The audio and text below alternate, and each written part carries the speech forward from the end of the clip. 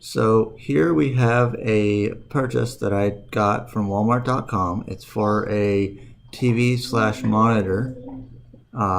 Looks like they did pretty good on the packaging.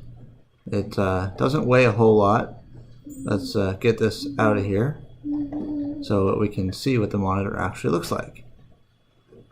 So this is a Sceptre 24-inch LED monitor TV. At first I didn't know that I had purchased it as a TV/monitor, but that's okay. So let's go ahead and get it opened and check it out.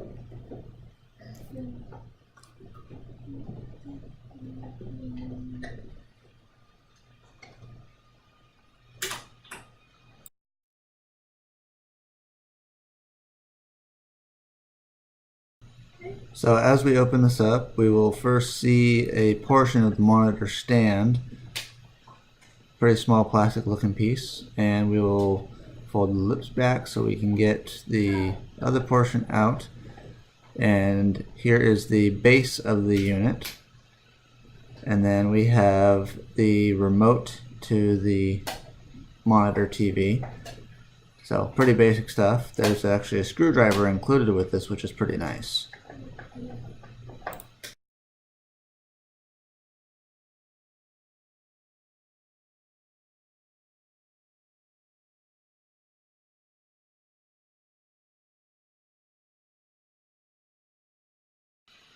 So we'll go ahead and move the power wire around out and get it out of the way.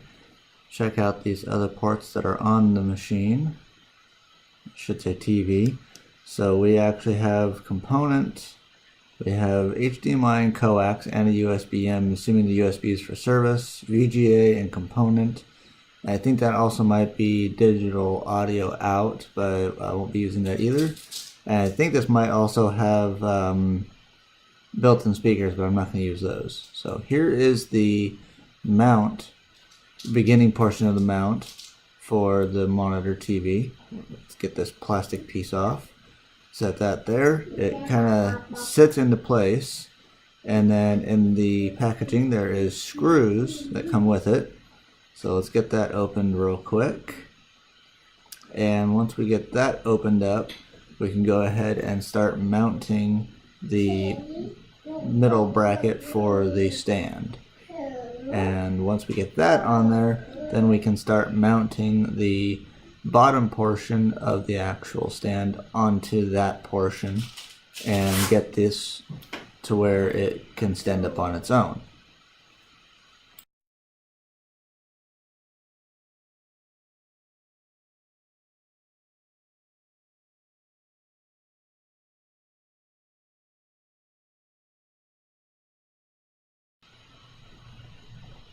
So if you're worried about it, my foot is not pushed up against the actual screen right there, so it's just laying on it. I got the first screw started on this. I'm working on the next screw and then the final screw. I had to take these out once and put them back in because they weren't in properly, but now they are, and it's nice and snug, and it doesn't really rotate very much or move around very much, but here it is standing up and doing a decent job at it. So we'll go ahead and get this onto the area that it's supposed to go, get it, the power wire ready and plugged in so I can get to testing it and see how well it does. So plugging it in and looking for the power button after I plug in the VGA cable. The VGA cable took me a second to get in there, but now it's snug in there, and I did tighten it down. I just didn't show very much of that. And finding the power button, I'm not seeing an actual physical button on this device for some reason, but let's also get rid of the over portion, the wrapping of it. It's always a nice sound to hear when you pull off plastic over your new device, but unfortunately the way it was sounding, I decided not to record that portion, so it's silent. It was a very nice sound as it came off, but I just decided that it wasn't worthy to be in the recording. So as that comes off, it looks even better, and almost no fingerprints. Pull this bottom portion off and try to find the power button. Apparently this is not a power button. This is just a red light saying that it's not on. I did not feel anything on the monitor itself. So next step would be to grab the remote and put in the batteries, so that way I can turn it on from the remote instead. So let me get a hold of the remote, get the batteries into that, and then we can get the sucker turned on. So here's the remote, quick unwrapping of it, put the batteries in, power button, the red light turns green, turns blue, and here it is turning on, and here it is waiting for a proper signal. It apparently starts out in TV mode. I'm going to change it to PC, and here is the monitor side. Looks pretty clear.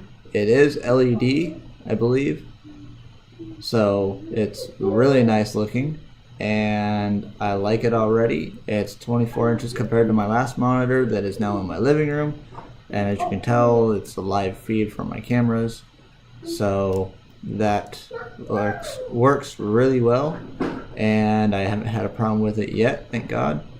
So to note, I did get everything connected up and it all looks fabulous.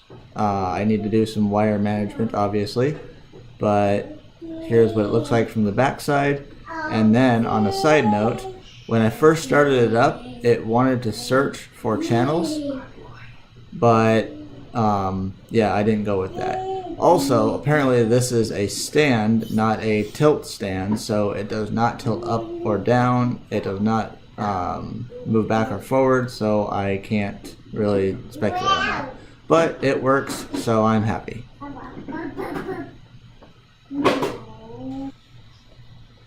So I did end up putting that monitor in the office. The other monitor that was in there is now hooked up in my living room, and it is on a split so I can see the screen in both locations. I do that because that is not my primary machine. That is a server that runs my various different things. But one thing I did not mention was, yes, that monitor has a VESA mount compatibility, but the reason why I didn't put it in the living room is because it's not compatible with the one that I have up in my living room, so that's why I put the one that's in my office in my living room and put that one in my office. So I did want to touch on the factor that it does not tilt back and forth, and it does not go up or down, because I think it's considered more of a TV than it is considered a monitor, even though I'm going to be using it as a monitor, not a TV. So yeah, I don't think, because I haven't really investigated it, but I don't think that there's any buttons on the actual TV portion or monitor portion. I think everything's controlled through the remote, which is kind of crappy, but I can't complain for the price that I got it for. So yeah, gotta love my daughter.